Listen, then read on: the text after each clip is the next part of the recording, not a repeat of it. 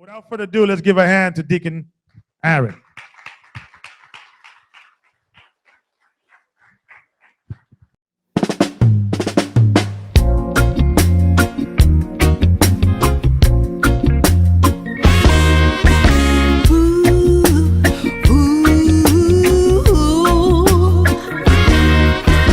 Taken from the lands of Ham, but I am Shem.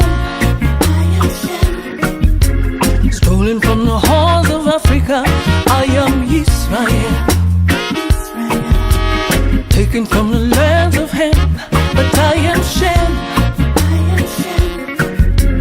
Stolen from the halls of Africa, I am Israel. All right, Shabbat Shalom. Okay, so the Gathering Christ Church, we were invited to a homegoing event last week in Savannah, Georgia at Butler Island Plantation. It's an annual event that's put on by a sister named Tiffany Young and Andrea Gibson.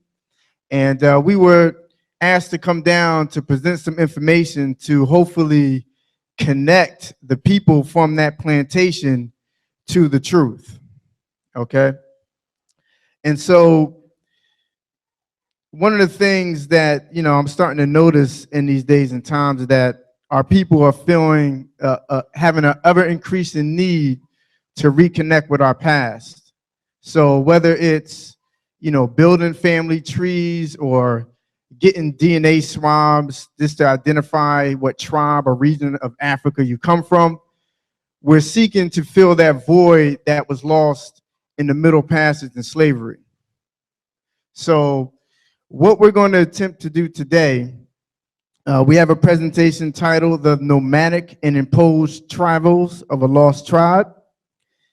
And what we're going to attempt to do is provide some additional information for our people to consider when they're on this spiritual and ancestral journey to discover their roots. All right. So in order to achieve this, we had to go beyond the fields of Butler Plantation and beyond the shores of West Africa. All right. And we're going to go back some 1900 years to the 1st century to a Roman province called Judea. All right. So we just ask that you have an open mind, a willing ear, and consider the information that's going to be brought forth. All right, so there was a lot of things that was happening in the 1st century, and nothing more important than what was centered around the Messiah. All right, so in 1931, there was an Australian Jewish biblical scholar named Robert Eisler, who published and translated the recently discovered Josefic work titled Capture of Jerusalem. And Brother Kenny, if you can read that, please. Khan. At that time also appeared a certain man of magic power, if it be meet to call him a man, whose name is Jesus. So he's going to give his account or his understanding of Jesus. Now, Josephus was a historian that lived during the time of the 1st century. All right, so his work is highly credible in Christian circles. All right, go ahead. Whom certain Greeks call a son of a god, but his disciples call the true prophet, who was supposed to have raised dead persons, and to have cured all diseases. Both his nature and his form were human. Come on. For he was a man of simple appearance, mature aged. Mature age, come on. Black skinned. Black skinned. All right, come on. Short growth. Short growth. 3 cubits tall. So he wasn't a tall man. Come on. Hunchbacked. Hunchback. Protagnathous, with a long face, a long nose, eyebrows meeting above the nose, that the spectators could take fright, with scanty or curly hair, but having a line in the middle of the head after the fashion of the Nazarenes, with an undeveloped beard. Now you can imagine when this work was discovered, it caused quite a bit of controversy. Okay. Now we're going to read. We got to take some of those off, right? Because we know that we were given the images of Caesar Borgia. This later picture here is what some artists came up with in 2001 of what they feel Christ might have looked like. And the last picture, they got the skin of bronze right, but he still looks a little too handsome, right? No woolly hair, kind of looks like Billy D. Williams a little bit. But we're going to see if Josephus' account lines up with Scripture, right? Isaiah chapter 53, verse 1. Now, Isaiah chapter 53 gives a prophetic account of Christ coming into the earth and dying for our sins. All right, come on. This is the book of Isaiah, chapter 53, verse 1. Who hath believed our report? Into whom is the arm of the Lord revealed? For he shall grow up before him as a tender plant, and as a root out of the dry ground. Come on. He hath no form nor comeliness. No comeliness. All right, come on. And when we shall see him, there is no beauty that we should desire him.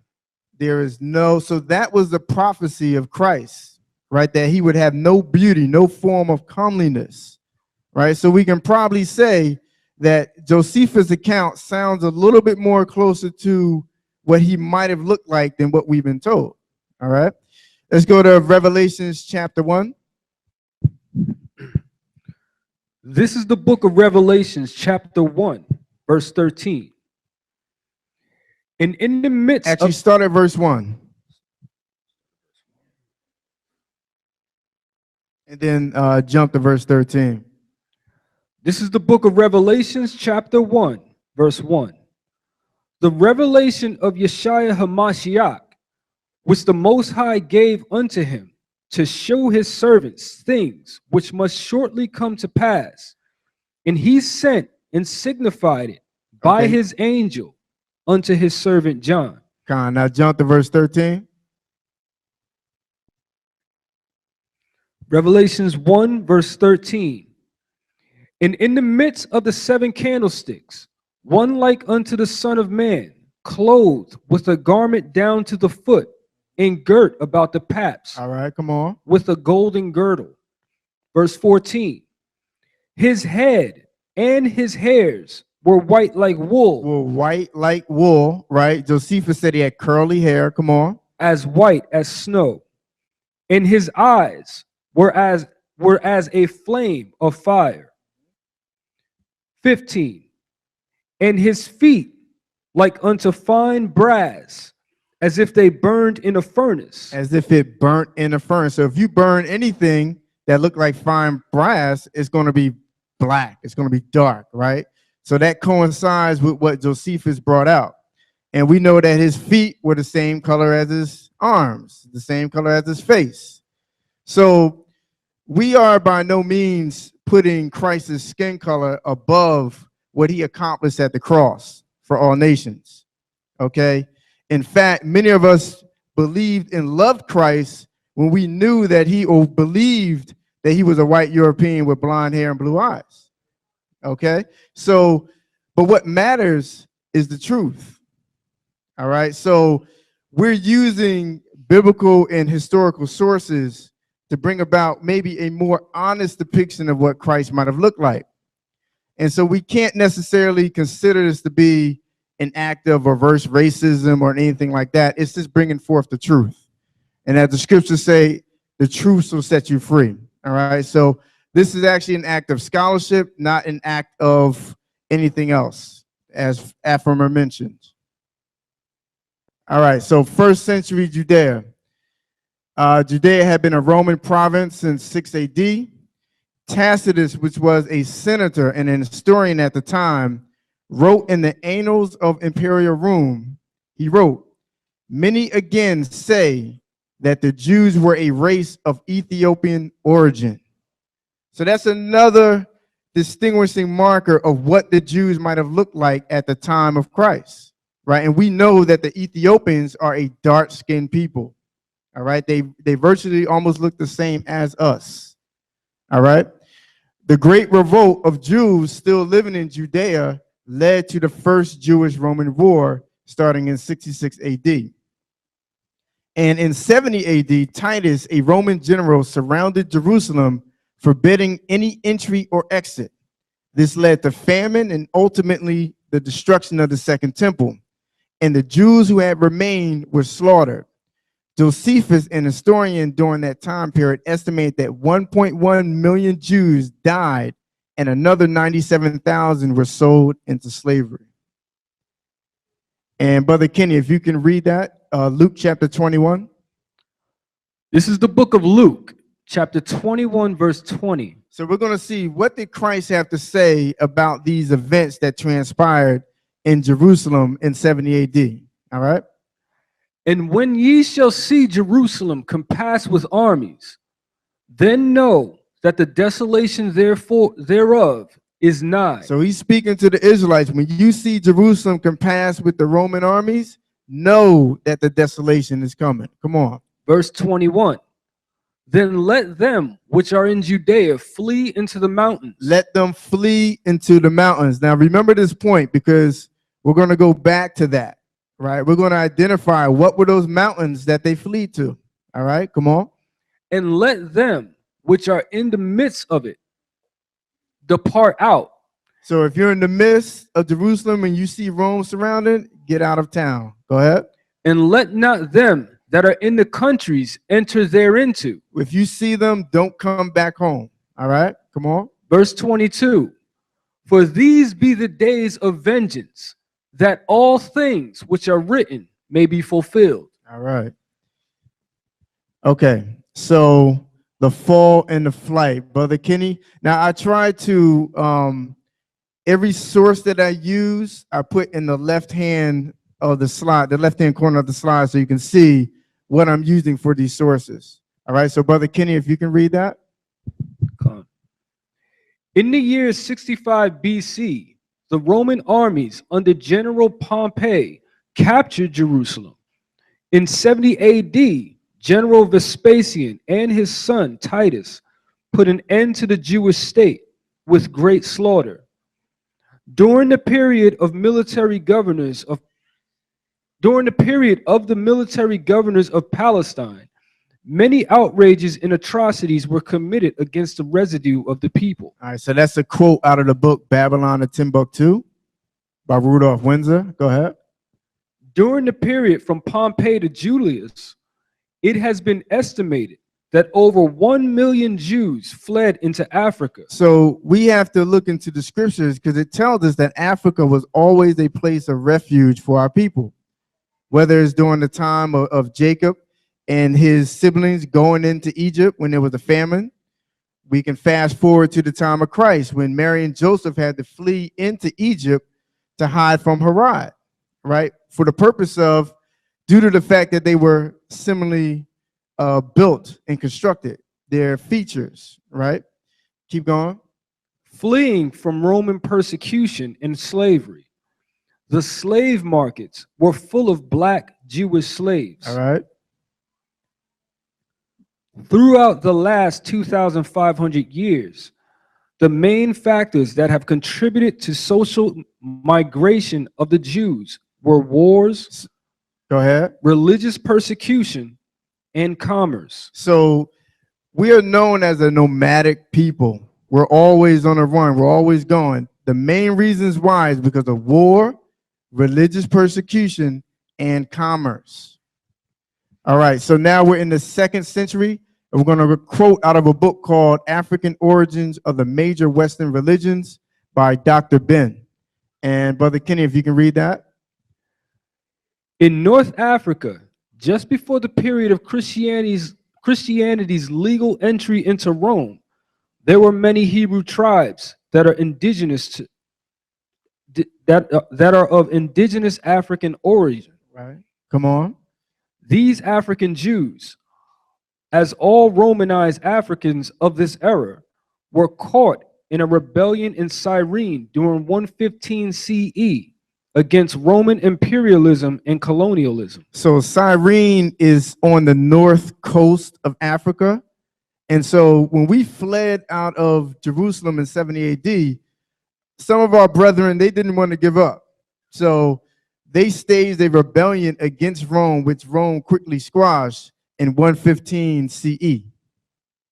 All right, go ahead. This rebellion also marked the beginning of a mass Jewish migration southward into Sudan or West Africa. Keep going. Along the way of the city of Ar. So we fled into further west and north in Africa, and also many of us fled southward. All right. And I'm going to read this point here. It says, on 17 July 180 AD, Rome executed the first martyrs of the African church. 5 women and 7 men were put to death in a single day. They were guilty of committing Christian acts against the Roman state. And this is out of the Acts of the Cilician Martyrs, AD 180. So what we'll see is that there was a continuing theme. Israelites who subscribed to Christ as the Messiah and as a fulfillment of the scriptures, they were eventually martyred, right? The non-Messianic Jews are the ones that eventually fulfilled the curses of Deuteronomy 28, but we'll get there. Okay, so dispersion. Now at this time, this is the Roman Empire during the 1st century. And you can see much of Europe is controlled, Asia Minor, they controlled Egypt, and some coastal lines of the Mediterranean here. So for safety, we had to flee out, and we ended up around Cyrene here. Rome crushed that rebellion, and then we fled northward. So if you can read that first bullet point. The names of old Jewish communities south of the Atlas Mountains. Now the Atlas Mountains are in this particular area of North Africa here. Okay, go ahead. Around the regions of modern Niger and Nigeria, many of which existed well into Renaissance times, can be found in documents in synagogue archives in Cairo. So in 1896, there was a major discovery in a synagogue in Cairo called the Geniza documents. And it documents much of our travels, our business, and so on and so forth in the Middle Ages. And in it, it had listed Jewish communities that were in and about the Atlas Mountains. All right. So remember, Christ said, flee into the mountains. Now, he said that so we can have a place of refuge for a time. All right. Go ahead. Arab historian Ibn Khaldun confirmed the existence of a large number of proselyte Berbers. Now, Berbers at the time were a tribe or many tribes that were controlling this particular area of North Africa. And they became proselytes, converts into what I guess you would call Judaism, or more or less Hebrew culture. All right, keep going. At the time of the Arab conquest of Africa, in the 7th century, the Islamization of these countries, however, did not abolish all previous beliefs. So what happened was Islam and the Muslims started to wage war against the Jews all throughout North Africa. And that led to the trans-Saharan slave trade and so on. But it didn't totally eliminate their previous beliefs. So that's why you can find a lot of artifacts and proof showing that the Berbers practiced Judaism, right? Because they became converts due to the Jews that fled. Keep going. Christianity was abandoned rapidly. Now, why would Christianity be abandoned rapidly? Take a guess. Number 180 AD, they were martyred.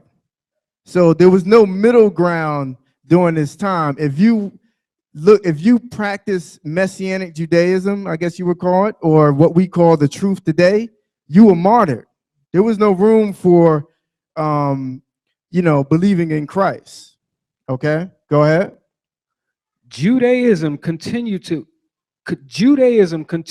exist, and from Tripolitania to Morocco, modern ethnographers and anthropologists encountered small groups whom they called Jewish Berbers.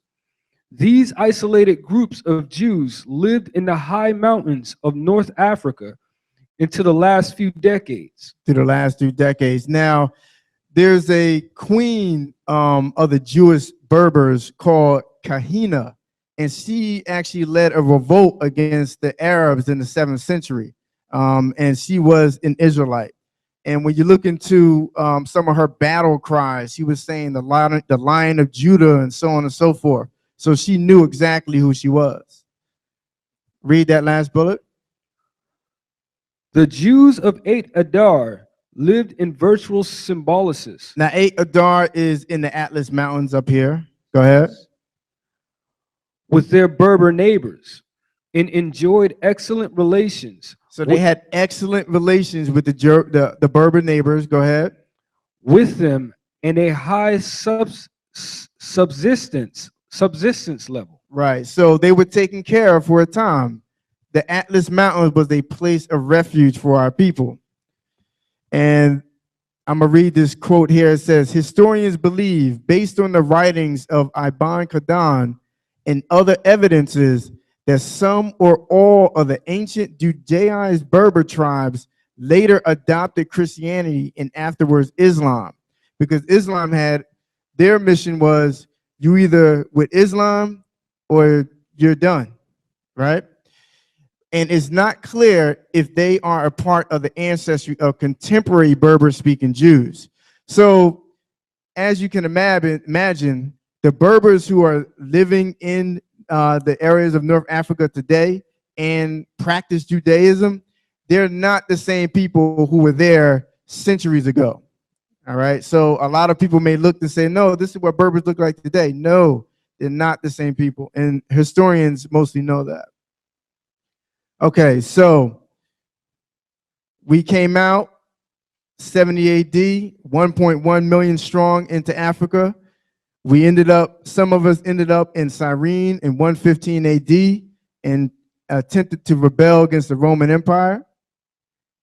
And then many of us fled into the Atlas Mountains and lived in harmony with the Berbers that were living in that particular area. All right, so this map actually has extreme significance, really, to why we're even here today. So we're going to go into a little bit of this history. If you can read that first bullet. Abraham Quesquez was a 14th century Jewish cartographer from Palma, Majorca. In Spain, come on. He collaborated with his son, Jehuda Cresquez, and is credited with the authorship of the Catalan Atlas of 1375. So this map right here is called the Catalan Atlas that was created in 1375. And let's read that next bullet point. He was commissioned by the Prince John of Aragon. Meaning he was paid by the Prince John of Aragon, come on, to create a set of nautical charts that went beyond their current understanding of the world. Come on. Prior to this map, Europeans had little to no knowledge of Africa beyond the Mediterranean coast. So before this map was created, their understanding of what they knew about Africa was limited to the Mediterranean coast. So they weren't aware of tribes and borders and so on and so forth that was south of that until this map was created. All right, and some key events happened as a result of this map. Go ahead. The crowned black man holding a golden stick. That's this man right here. is identified as Mansa Musa, How many people heard of Mansa Musa? All right, good, good. Lord of the Negroes of Guinea, fabulous wealth. So he's still considered today one of the wealthiest men to have ever lived due to the amount of gold and so on and so forth that he had. Keep going. The king, we are told, is the richest and most distinguished ruler of this whole region on account of the great quantity of gold that is found in his land.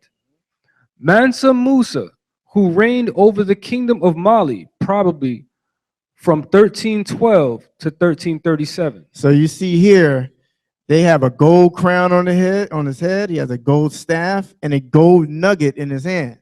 Now, keep in mind the Gold Coast, the Ivory Coast, the Slave Coast. All right, we're going to get onto that. So we're going to touch upon some West African kingdoms. There were three main kingdoms in West Africa. The first was Ghana, that was established arguably around 400 AD to 1200. We had the kingdom of Mali, which was from 1250 to 1400, and the Shanghai kingdom, which was around 1450 to 1600.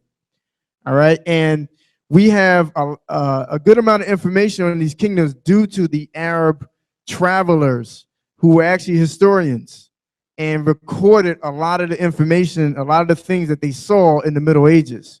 And if you can read that first bullet. Mahmud Qadi, a Muslim who reported, according to legends, oral traditions, and documents, recorded that there were several Jewish communities that existed in Ghana, Songhai, and later Mali empires. All right, so, and I can't go into every source, but I listed the names here. You can search this information for yourself and see, the type of things that he described and what he saw.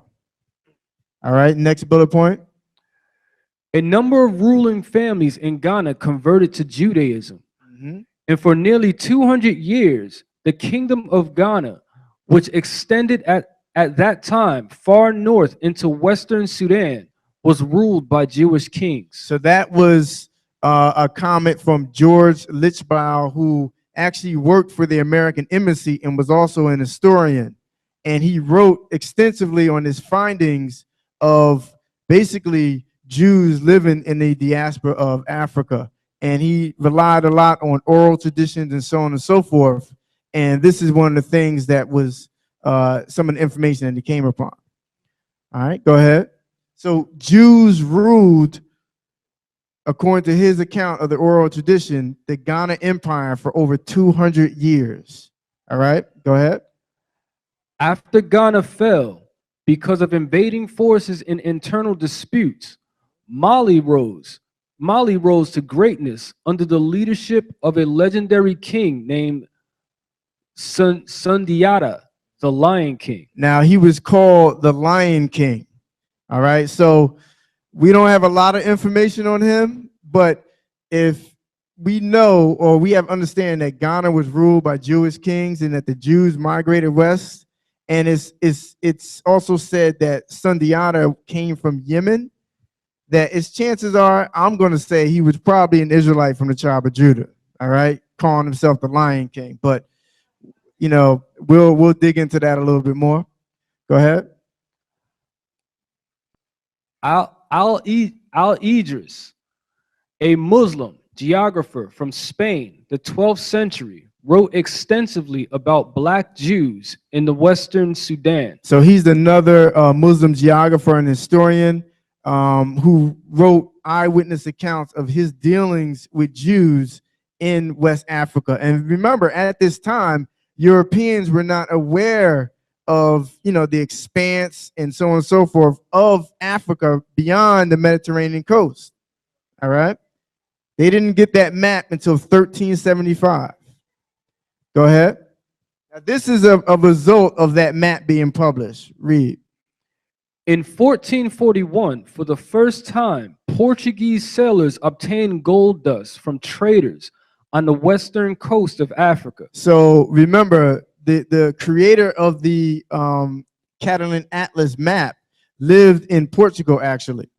All right. So the Portuguese, based off of that information, showed up on the shores of West Africa in 1441 looking for gold.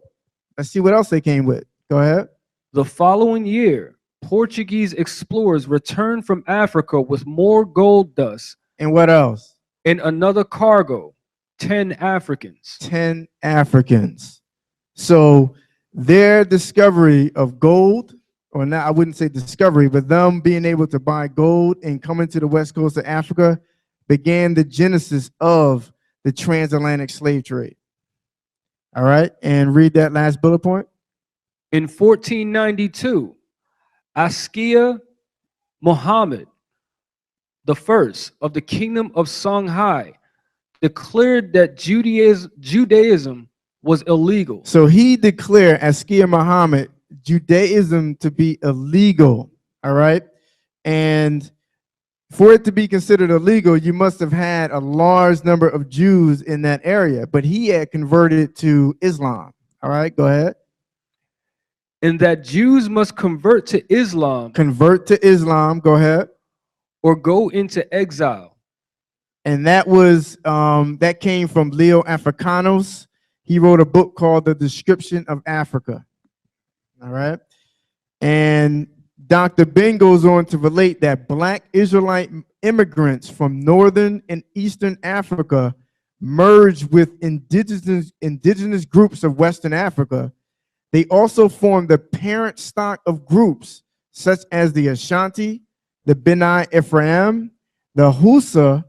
All of these groups suffered tremendous population decreases during the years when the Atlantic slave trade was in operation. Others were completely eliminated. So, and we're going to touch upon it a little bit. There were actually, who they were targeting for the transatlantic slave trade and the other slave trades we'll talk about a little bit were Jews. All right. Now we're going to jump to the 15th century. If you can read that. 15th century Jew presence. The Tariq al Fatah is a West African chronicle written in Arabic by chronicler Mahmud Qadi in the 15th century. And this is a copy of the transcript, and underlined in red are some of the references he gave to Jews. Go ahead. Qadi traveled throughout West Africa and gave eyewitness accounts of Israelite presence. In the Tariq al Fatah, he mentions a colony of the Beni Israel. A colony of Beni Israel, that's what it was called. Come on. Living at Tendirma, the southeast of Timbuktu. Come on. In the place where the city of Tendirma was founded in 1496, an Israelite population had formerly lived, whose wells and tombs still remain. Now, this is a direct quote from his writings, right? Go ahead. These Jews who inhabited the place until the 15th century lived in agriculture and had dug wells. And we know that that's part of our heritage, right? Digging wells, agriculture, things of those natures. There were Jews that were living there long before that place, Timbuktu, was established. All right, and there's a copy of that source right there. Now, here's an 18th century map called Negro Land in Guinea by H. Mall. And we understand, well, let's read it. There are many accounts of the flood, right, in most indigenous populations, right? We subscribe to the biblical account. Now, according to the biblical account, there were 3 sons of Noah that survived, Ham, Shem, and Japheth. And this is a definition of Ham that's given in the Compact Bible Dictionary. It says, the youngest son of Noah, probably born probably about 96 years before the flood, and one of 8 persons to live through the flood. He became the progenitor of the dark races, not the Negroes, but the Egyptians, Ethiopians, Libyans, and Canaanites. All right, so the distinction was made here that not the Negroes. So we look at the map, and this map gives a clear distinction of Negro land, right in the middle of it, right? Now, the term Africa had been in use for over 1,000 years at this particular time. Why didn't they say Africa land? Right? Why was that missed? Why was that point missed? Now, this is a bill of sale, right? It says valuable gang of young Negroes. Now, when you look at bill of sales for the quote unquote African slave trade, you never see Africans for sale. It never says African for sale. Why? Because there's a distinction between native Africans, which we read there, Ethiopians, Libyans, Canaanites, right? And a distinction made between them and Negroes, right? So this is historical proof to show that those who started to create the maps, they knew of this difference, all right? Negroes were sold into slavery, not Africans. Okay, so this is a map that was created in 1747 by Emmanuel Bowen. Bowen was a renowned geographer who worked out of London. And Negro land is again recognized within the African continent. And when you see Negro land, it's always West Africa. It's always West Africa. Now let's get a closer look at what was on this map. If we see here, outlined in blue with a little bit of red, it says the kingdom of Judah, right, which became the slave coast, right? Judah is the fourth son of Jacob, right? So there was obviously Jews living on the west coast of Africa, and they had a kingdom, okay, living in an area that was considered Negro land. All right, now here's another map made in 1794 by Bolton and Anvil, and I'm just going to highlight this. In the upper right-hand corner, it says Africa. All right. The transatlantic slave trade was a little over 200 years old. The Portuguese having been the first to ship slaves in the late 1400s. Now, let's see what changed from that previous map in 1729 to 1794. The area where the kingdom of Judah is at, the kingdom is no longer there. So we read that the areas where Jews populated at were decimated by the transatlantic slave trade. So kingdoms fell. Over to the right, it says, according to Idrisi, the land hereabouts was peopled by Jews. That was a little south of the Nile River. And a little more southward, it says wandering tribes, Jews exiled. All right, so could this have been the Jews that led to the Limba tribe? Possibly. So what replaced the kingdom of Judah? Let's see. Does this look familiar to anyone? It's called the point of no return in Africa, right? So the kingdom of Judah had fell and became exactly that, the point of no return. This was a monument that was put in place that was the last stop for slaves and before they got on the slave ships. Okay, so we're at the Atlas Mountains. There's Timbuktu right in the center. And we ended up on the west coast of Africa. They had the Kingdom of Judah and a little more southward. The blue lines represent other migrations that if we had enough time, we can go into. There's a lot of historical references to show that we migrated along those paths. Okay, so we're in the 18th century now. This is Aludo Equiano, who was born in 1745 and lived to 1797. He was of Igbo origin. He was captured as a slave between the ages of 10 and 11, and he was shipped to Barbados and later enslaved in Virginia. He purchased his own freedom on his own accord in 1767 and moved to London.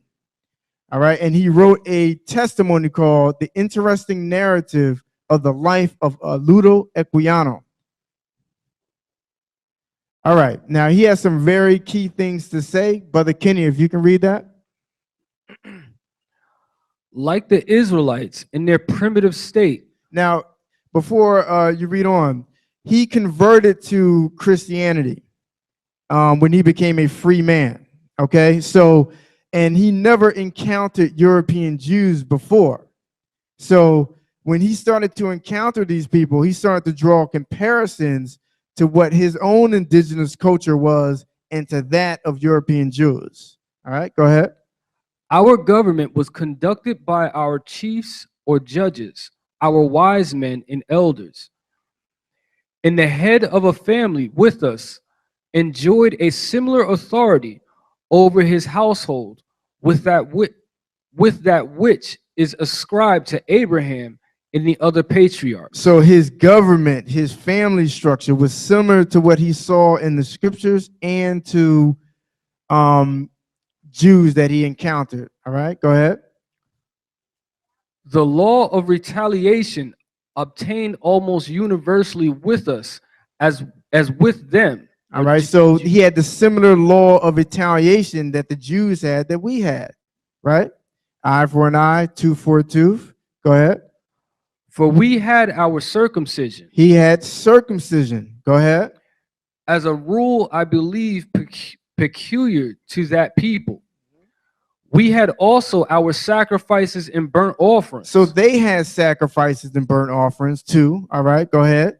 Our washings and purifications on the same occasions as they had. So he's like, there's a lot of similarities here. You know, I don't know if it ever clicked for him. It might have, but there's a reason for those similarities, right? Now, Equiano also gives his testimony of being led away captive through the interior of West Africa, which is known as Negro land, to the coastal shores. And this is very important. Let's read that. All the nations and people I had hitherto passed through resembled our own in their manners, customs, and languages. So a lot of the people that he came across while he was being carried through the interiors of West Africa, they resembled him, right? So they weren't Europeans. They were other dark-skinned, melanated people, all right? And they had similar manners, similar customs, similar language, right? He was probably seeing Israelites. Go ahead. But I came at length to a country, the inhabitants of which differed from us in all those particulars. So he came to a part of the country where the people looked like him, but they were different in their mannerisms and everything, right? Go ahead. I was very much struck with this difference. He was surprised. Come on. Especially when I came among a people who did not circumcise. So he came amongst a dark-skinned people who didn't circumcise, right? Go ahead. And ate without washing their hands. Come on. They cooked also in iron pots and had European cutlasses. Say that again. What did they have? They cooked also in iron pots. Come on. And had European cutlasses. And what else? And crossbows. And crossbows. So these dark-skinned people had European weapons. Okay? And they were different from his people. They didn't practice the same customs that we can find in the Torah. Right? Keep going. Which were unknown to us, and fought with their fists amongst themselves. So there was always a lot of strife between them, right? Go ahead. Their women were not so modest as ours, for they ate and drank and slept with their men. So when you read in the Torah, it tells you that there are times of the month where men and women had to sleep separately, right? You had your own quarters for your wife. Go ahead. But above all, I was amazed to see no sacrifices or offerings amongst them. So they didn't sacrifice as they did. Come on. In some of those places, the people ornamented themselves with scars, and likewise filed their teeth very sharp. So Why would he be surprised that they ornamented themselves with scars? Because according to the Levitical law, you can't cut or make any prints into your skin. Okay, so he came across indigenous Africans, right? And he was captured by them. They were given European weapons to help further the case of the transatlantic slave trade. All right, so this is a book called The Theeboz, Amazing Facts and Revelations by Professor O. Alazi, and he gave this testimony, the Igbos of West Africa. If you can read that. The discovery of the Hebrew writing on the floor of the ancient palace of Eri in Aguilera by a combined research team from Israel and Nigeria, led by the author, a writing that existed hundreds of years before the arrival of white men in Nigeria. So they found Hebrew writing in a palace, right, that was basically due to their ancestors being of Hebrew origin, of stock. All right, go ahead. The archaeological British finding at Agulu in about 1917, 500 feet below the soil, of a Star of David in solid bronze, indicative of a people that might have migrated from the ancient city of King David. So they found a Star of David there. Come on.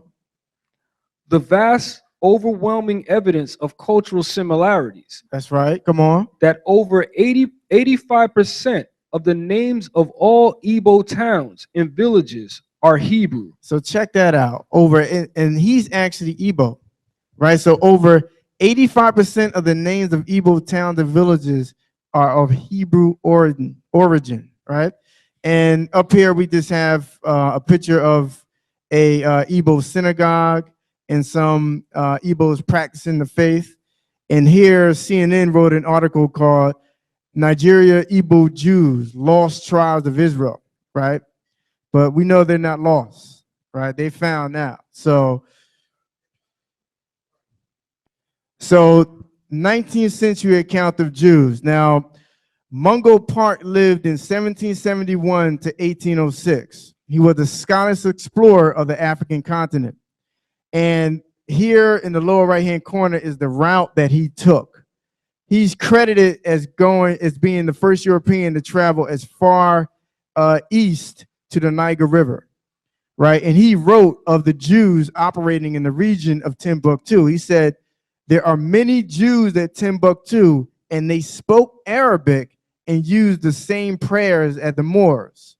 So they started to, he made a distinction between Moors and Jews, and the fact that they started practicing Islam. All right.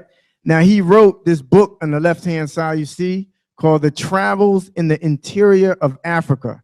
And he wrote something in it that's pretty profound. Kenny, if you can read that. I discovered that the Negroes are in possession of an Arabic version of the Pentateuch of Moses. So on his travel, he came across some Negroes, some brothers that had the Torah. All right, keep going. Which they call Torah la Musa. This is so highly esteemed that it is often sold for the value of one prime slave. So the Torah was in such high esteem that you had to pay the price of a slave to obtain one, right? Keep going. They have likewise a version of the Psalms of David. They have the Psalms of David, right? Keep going. And lastly, the book of Isaiah. The book of Isaiah, come on. Which they call Lingili Laisa. And it is in very high esteem. And is in very high esteem. So I know, and this is probably a similar account for you all as well, that we were always told that we got the Bible after we landed here through the transatlantic slave trade, right? That we didn't know about this stuff until the Europeans gave it to us. But this is a historical account, firsthand source, that we had possession of the records. All right, keep reading. The account of our first parents, Come on. the death of Abel, They knew about the death of Abel. Come on. the deluge, the lives of Abraham, Isaac, and Jacob, Come on. the story of Joseph and his brethren, the history of Moses, David, Solomon, etc. They had all of that. Go ahead. All these have been related to me in the Mandingo language. So they spoke this in the Mandingo language, right? He had a translator. Come on. with tolerable exactness by different people. Come on. In my surprise, Notice he says, my surprise, right? Go ahead. in my surprise was not greater on hearing these accounts from the lips of the Negroes. So he's like, wait a minute. How did these brothers know this? Right? Keep going. than theirs on finding that I was already acquainted with them. So we have a situation here where the brothers, the Negroes are sitting there like, how do you know this? And Mungo Park is looking at them like, how do you know this? Right? So it's easy to understand why we knew it, because we carried these records with us from the East. All right? So 20th century, and I'm going to read this. Robert Sutherland Rattray was an author and expert on West African studies, and he specialized on the Ashanti tribe. And he wrote this book here called The Religion and Art in Ashanti. And he was convinced after intense studies that the Ashanti were of Hebrew Israelite stock due to the striking similarities to Hebraic or Hebrew linguistic, cultural, and religious practices. And Joseph J. Williams wrote Hebrewisms in West Africa, providing extensive proof of the Hebrew origins of Ashanti culture. Now, what you'll find is that when you start doing a lot of research, you run into some challenges. One of them is the books become very rare, right? This book, Religion and Art in Ashanti, if you can find it for less than a few $1,000s, let me know. And then also they start to revise things out of the book in later editions. So sometimes you even have to go to editions that were translated in other languages and earlier to get what actually was spoken of.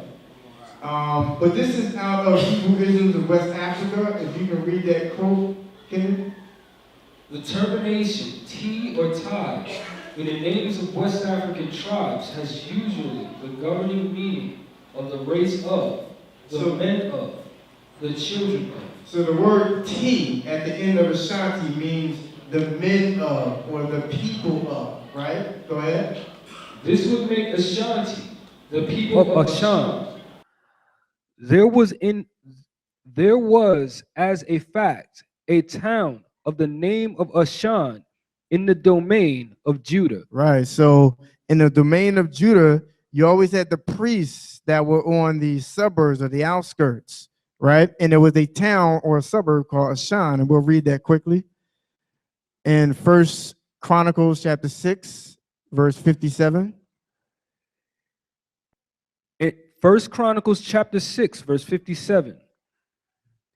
And to the sons of Aaron, they gave the cities of Judah, namely Hebron, the city of refuge. Now the sons of Aaron, meaning the Levites, right, who were given the charge of the priesthood. Go ahead.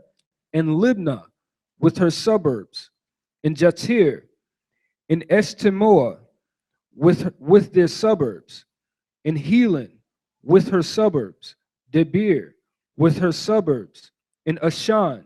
And Ashan, come on. With her suburbs. With her suburbs. So according to the scriptures, Ashan was a suburb of Judah, right? So could it be that the Ashanti, the men of Ashan, were actually Levites? We know that they were the children of Israel. Now, here on the upper right-hand corner was a graphical depiction by Joseph J. Williams. He saw a Hebrew priest and an Ashanti priest, and around his neck he had what appeared to be an ephod that the Levitical priests wore. All right, coincidence? Probably not. All right, the 20th century. This is Dr. Alan H. Goodby, who was a prolific author and member of the faculty of the School of Religion at Duke University. All right, now, he wrote a book called The Lost Tribes, a Myth. And this book now, I think, is going for about $2,000. All right, Brother Kenny, if you can read that quote from the book. Hundreds of thousands of slaves were brought to America from Western Africa during the days of the traffic, beginning nearly 400 years ago. The author also shares how much more of Judaism survived among West African Negroes in that earlier time. So it was a known fact that the Negroes that they pulled from the West or captured from the West Coast of Africa, they were practicing Judaism. So he's asking the question, how much more of that religion survived through slavery? All right, go ahead. As persecuted communities, they were rather more in danger than other Negroes of being raided by war parties and sold as slaves. So there were the Jews, or what I'm going to say the Jews, but the Negroes who were living in West Coast of Africa were practicing Judaism. They were more prone to being captured by the indigenous Africans and sold into slavery. All right, keep going. It may be considered certain that many partial Judaized Negroes were among the slaves in America. Come on. Emphasis added, how many of them might still hold some Jewish customs here, Salakia, how many of them might still hold some Jewish customs here is another question. Right, and what started happening once slavery was abolished, a lot of our people started coming back to their roots of Judaism, right? So we have Rabbi Matthews here. We have some rabbis in Harlem during the earliest 20th century. This was something that was very natural for our people, all right? Okay. Right. The slave trades. Deuteronomy chapter 28, verse 68. This is the book of Deuteronomy chapter 28, verse 68. Come on. And the Lord shall bring thee into Egypt again with ships. So it says, bring thee into Egypt again. So we know the land was not originally called Egypt. It was actually given to Ham's son, Mizraim. All right. And even chematologists would tell you that it was called Kemet, which is a derivation of the word Ham, right, in Hebrew. So he said that, let's define what Egypt means. Let's jump to Exodus chapter 20, verse 2. I am the Most High thy power, which have brought thee out of the land of Egypt. Out of the land of Egypt. Out of the house of bondage. Out of the house of bondage. So let's jump back to verse 28. So Egypt means the house of bondage. By the way whereof I spake unto thee, thou shalt see it no more again. And there ye shall be sold unto your enemies for bondmen and bondwomen, and no man shall buy you. So the prophecy here was that we will be sold into bondage again via ships, right? And sold to your enemy as slave men and slave women. And when it says buy is old Quaker English for save, right? So no man shall save you. All right, read that, Luke 21. This is the book of Luke, chapter 21, verse 23. But woe unto them that are with child, and to them that give suck in those days, for there shall be great distress in the land, and wrath upon this people. Verse 24. And they shall fall by the edge of the sword. So Christ is prophesying to the Israelites at that time. He said, they shall fall by the edge of the sword. Come on. And shall be led away captive. Led away captive, meaning slaves. Come on. Into all nations. All nations. Come on. And Jerusalem shall be trodden down of the Gentiles until the times of the Gentiles be fulfilled. And we know we're still living in the times of the Gentiles, which could only mean there are Gentiles in the land of Israel today. Let's read Jeremiah 17, verse 4. And thou, even thyself, shalt discontinue from thine heritage that I gave thee. So it was prophecy that the Jews would lose their heritage, right? Come on. And I will cause thee to serve thine enemies in a land which thou knowest not. So you will be sold as slaves via ships, and you will be serving in a land that you never knew, right? Come on. For ye have kindled a fire in mine anger, which shall burn forever. Which shall burn forever. Deuteronomy 28, verse 64. And the Lord shall scatter thee among all people, from one end of the earth even unto the other.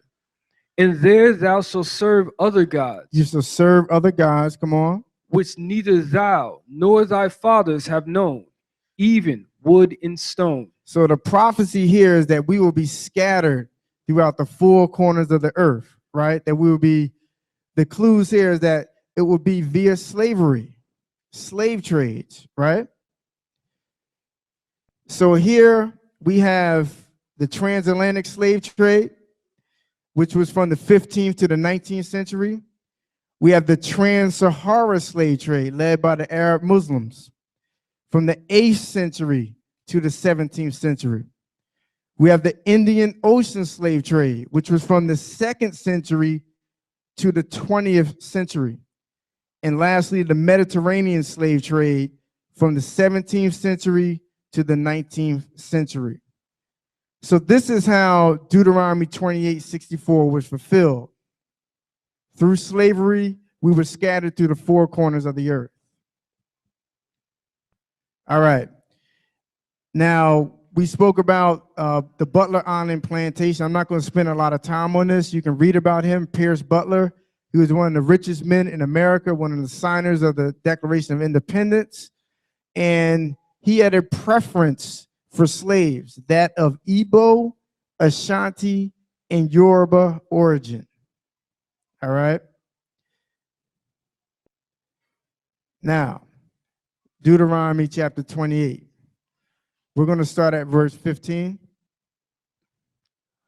This is the book of Deuteronomy chapter 28, verse 15. But it shall come to pass, if thou wilt not hearken unto the voice of the Lord thy God, to observe to do all his commandments and his statutes, which I command thee this day, that all these curses shall come upon thee and overtake thee. So he was telling the Israelites at that time, and as a record for them, that if you don't keep my commandments, these curses are going to overcome you, right? Verse 16.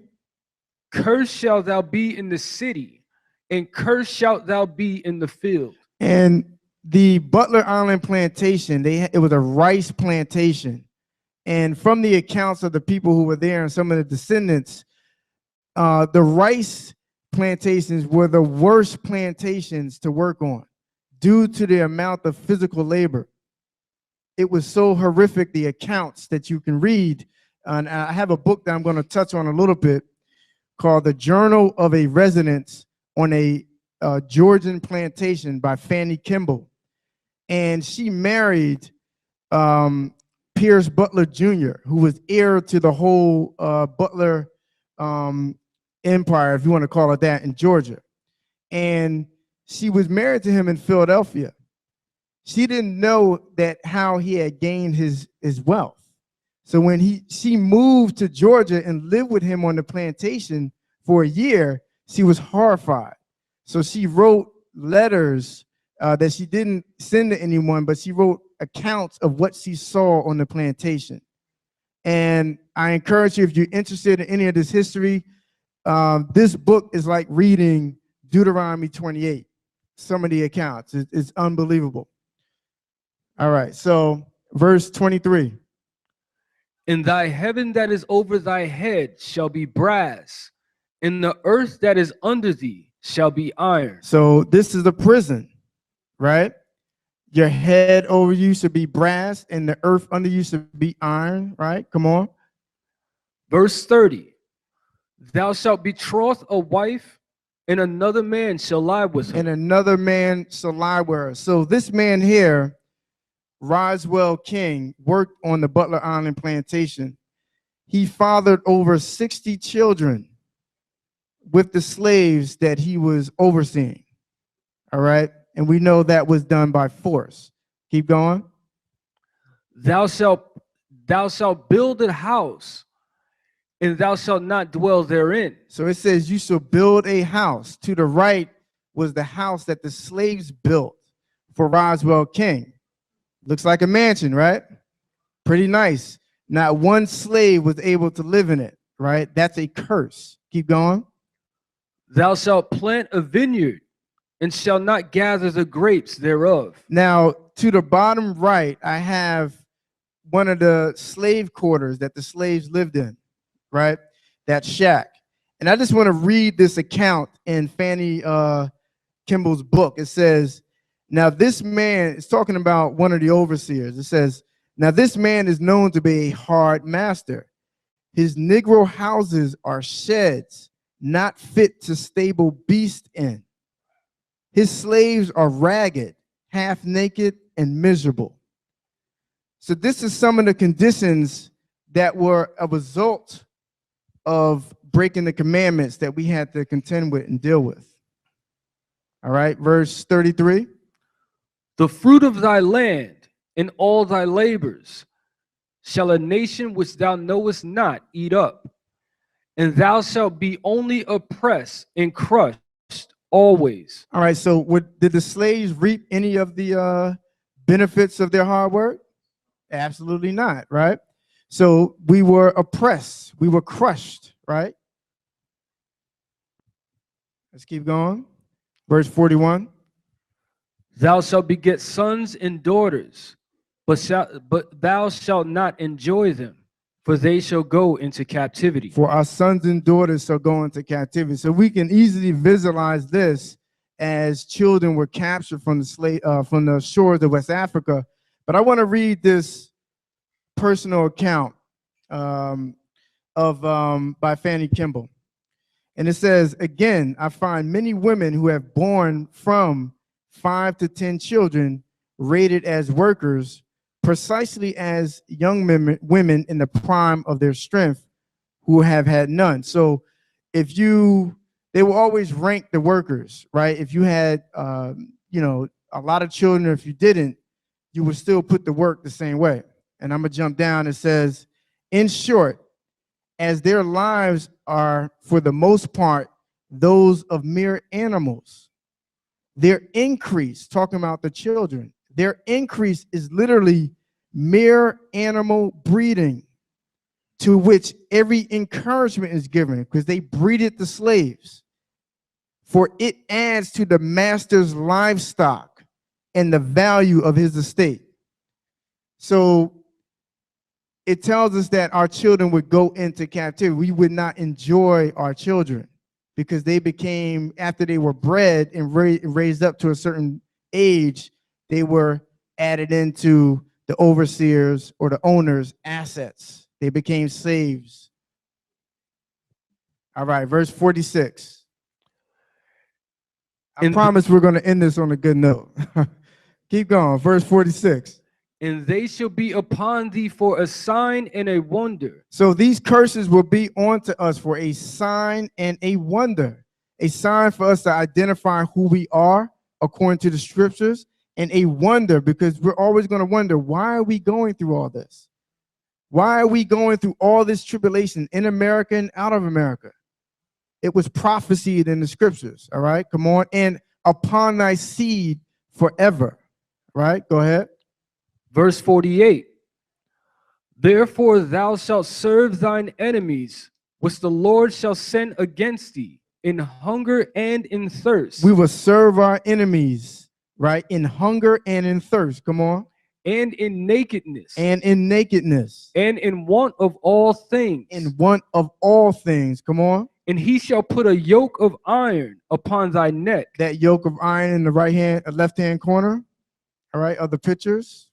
Until he have destroyed thee. Until he have destroyed thee. Now I'm going to read this out of this book again. Now, she was given an account of slaves. Whenever they saw her, they were running up on her and saying, asking her for things, right? And it says, these demonstrations of regard were followed up by piteous complaints of hunger and rheumatism. Rheumatism is like back pains and such that you would get from working in the slave fields, right? And it says, and their requests for pittances of food and clothing, to which we responded by promises of additions in both kinds. So the slaves would always see the owners, the overseers, and run up on them and ask them for food, for clothing, for just basic necessities, right? Which was a reflection of the curse that we just read, verse 48. All right, next verse. Verse 65. And among these nations shalt thou find no ease. No ease, no rest, right? Work continuously for no pay. Keep going. Neither shall the sole of thy foot have rest. Come on. But the Lord shall give thee there a trembling heart, A trembling heart. Come on. a failing of eyes, and sorrow of mind. And sorrow of mind, right? And a lot of our ancestors, they sang niggle spirituals, things that were uplifting, right? Because they were always thinking about Zion and getting back home and getting saved out of this curse, right? Verse 66. And thy life shall hang in doubt before thee, Come on. and thou shalt fear day and night, and shall have none assurance of thy life. So this was a reflection of that time where you didn't know if you were going to live the next day, if you were going to wake up, right? And we fast forward to the day, we look at our people living in the slums and the ghettos and so on and so forth. You don't know if you're going to make it. You don't know if your downfall can come at the hand of police or your own brother, right? But we know that this is a curse that will place on our people. All right, a change is going to come, right? Let's read Jeremiah chapter 30. This is the book of Jeremiah, chapter 30, verse 4. Come on. In these of the words that the Lord spake concerning Israel and concerning Judah. So who was the Most High speaking to? Israel and Judah, right? Come on. Verse 8. For it shall come to pass in that day, saith the Lord of hosts, that I will break his yoke from off thy neck. So the Most High says that he will break the yoke off our neck. Come on. And will burst thy bonds. And burst thy bonds, right? No more debt, no more taxes, no more servitude, right? Who's waiting for this day? Everybody? All right. Come on. And strangers shall no more serve themselves of him. So when this happened, we would no longer serve the Gentile nations. No more, right? Keep going. Verse 9. But they shall serve the Lord their God. We will only serve the Most High. That was our charge from the beginning. That's why we weren't supposed to serve the other nations. We were supposed to serve him and teach the other nations how to serve the Most High in spirit and in truth. Right? Come on. And David their king, which is Christ, whom I will raise up unto them. Verse 10.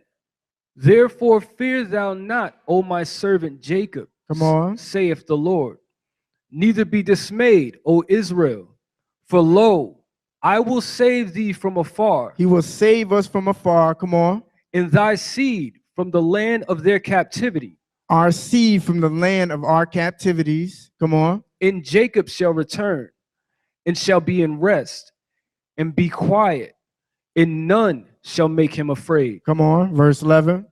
For I am with thee, saith the Lord, to save thee, though I make a full end of all the nations. So he's going to put an end to all the nations that we had to serve for the past millennium and plus, right? Come on.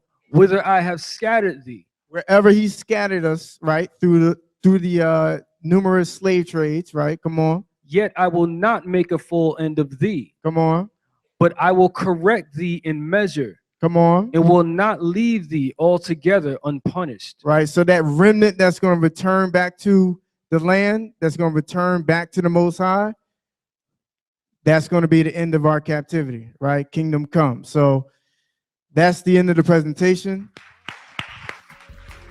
Thank you. Oh, Jerusalem, let my right hand forget its cunning. If I forget thee, oh Jerusalem, let my tongue cling to the roof of my mouth. If I forsake thee, oh Mount Zion, woe be unto my soul.